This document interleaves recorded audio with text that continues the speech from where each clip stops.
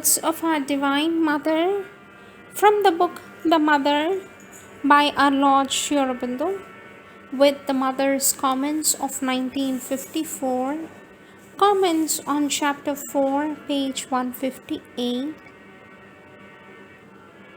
topic Money.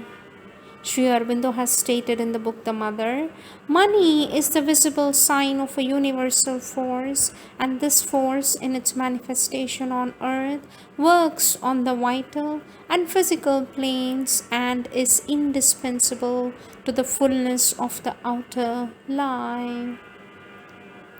In its origin and its true action, it belongs to the divine.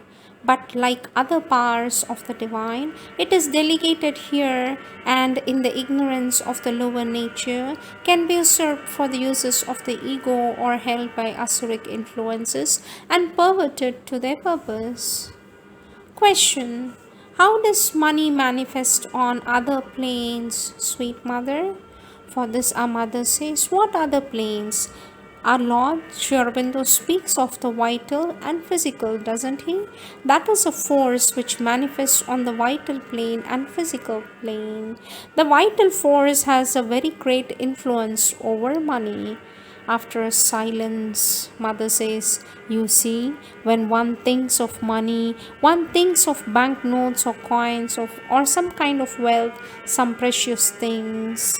But this is only a physical expression of a force which may be handled by the vital and which, when possessed and controlled, almost automatically brings all along with these more material expressions of money, and that is a kind of power. Silence. It is a power of attracting certain material vibrations which has a capacity of utilization that increases its strength, which is like the action of physical exercise, you see. It increases its strength through utilization.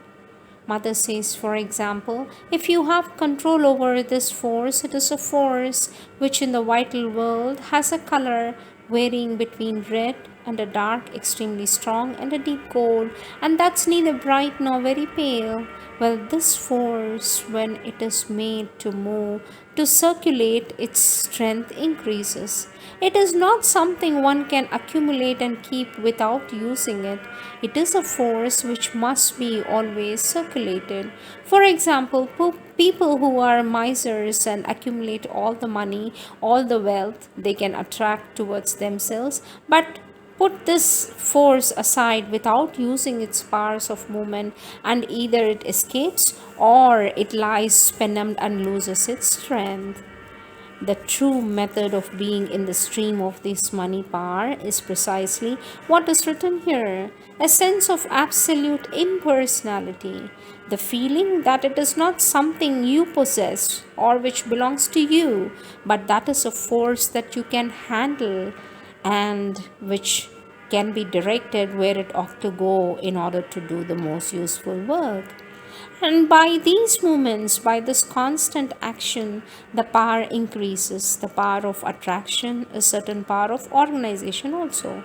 That is to say, even somebody who has no physical means, who is not in those material circumstances where he could materially handle money, if he is in possession of this force, he can make it act, make it circulate, and if ever he finds it necessary, receives from it as much power as he wants or needs, without there being externally any sign or reason why the money should come to him.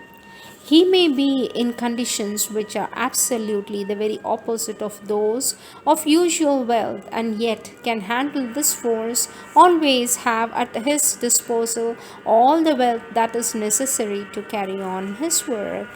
Therefore, it was like this, you see. This letter was written to someone who wanted to go out from here to collect money for Sri Aurobindo's work, and this person had no means at all. So he began by saying to Sri Aurobindo, but as I myself have no means, people will have no trust in me, I won't be able to get anything.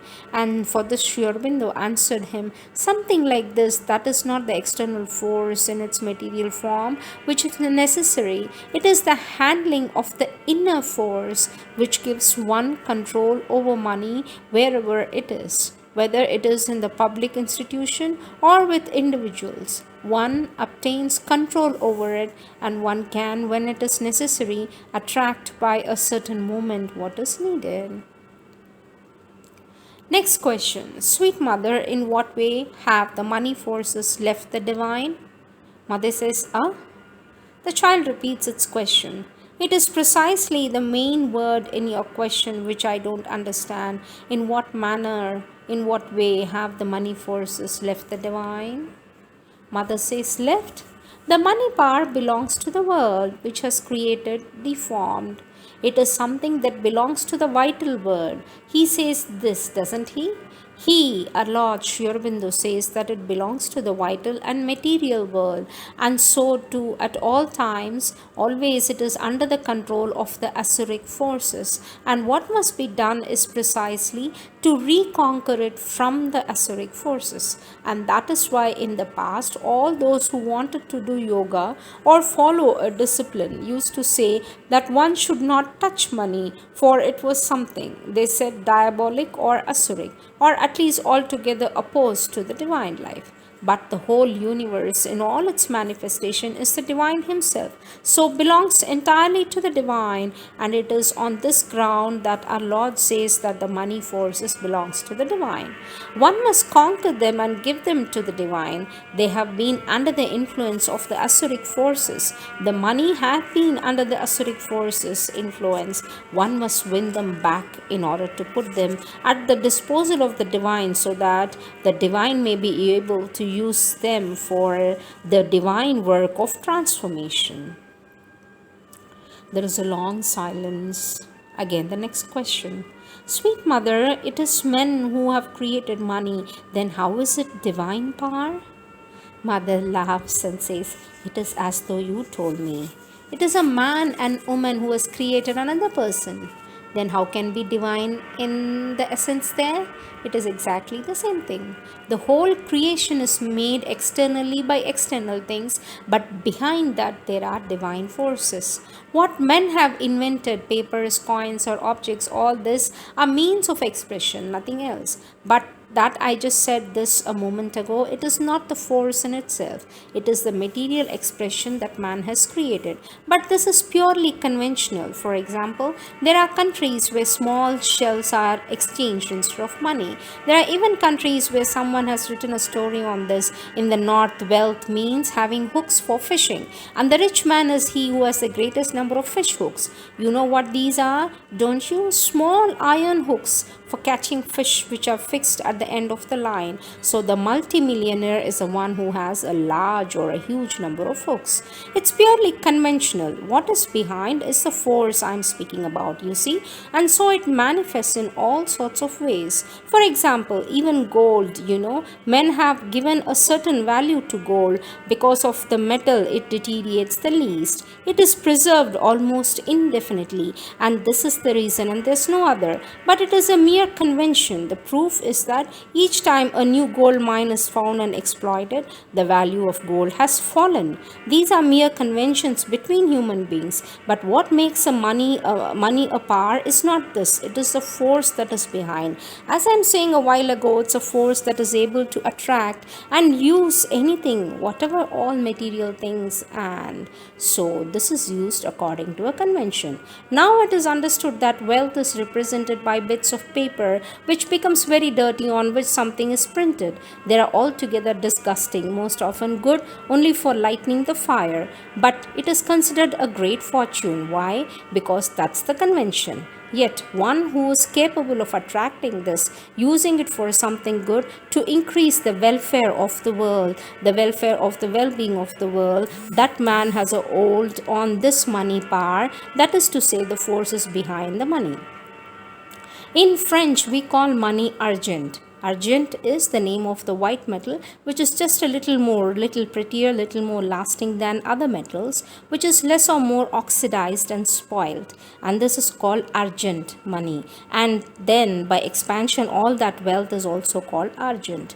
It is really paper or gold or sometimes just written things, because many large fortunes are only numbers written on paper, not even on these papers which circulate, only books. There are immense fortunes which govern the world and are just written on papers like that with some documents and conventions. The fortune may increase, become triple, fourfold, tenfold, or it may be reduced to nothing. They sell everything. They sell cotton, sugar, corn, coffee, but there is nothing. There is no cotton, no sugar, no corn. Everything is on paper. So you buy millions of worth of cotton and you don't have a wisp of cotton there. It is all on paper. And so sometimes later you sell it off again. If the price of cotton is increased, you gain your fortune. If it is down, you lose. And then you have with you neither money nor cotton nor anything. So nothing but paper. And then mother laughs. It's entirely a convention.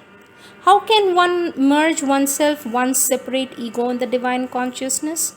Is the next question. Mother says, how can one merge in the divine consciousness? Said, how can one, or how must one merge oneself, one separate ego in the divine consciousness? In French texts, here it's spoken wrongly by the child. Merge oneself, one separate ego? I don't understand what you mean by merge in the divine consciousness. We'll continue tomorrow on this. Thank you.